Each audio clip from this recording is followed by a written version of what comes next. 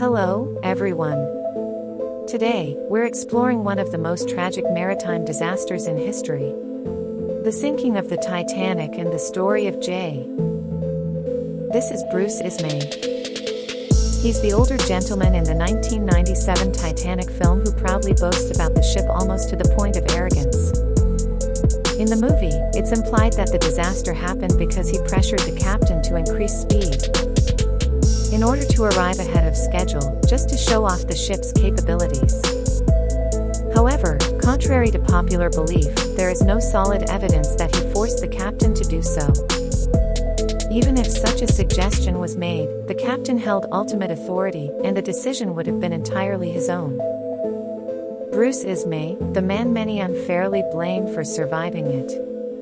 Ismay was the president of the White Star Line, the company behind the Titanic.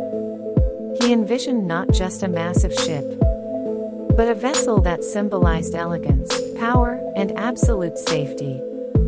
He personally oversaw many of the Titanic's design choices, and poured his pride into making it a triumph of modern engineering and luxury. Ismay wasn't just a businessman, he was passionate about passenger experience, and saw the Titanic as the crown jewel of his career. But all of that changed on April 15, 1912, when the Titanic struck an iceberg and sank in the icy waters of the North Atlantic. On board during the disaster, Ismay helped organize the evacuation and directed crew members to prioritize women and children.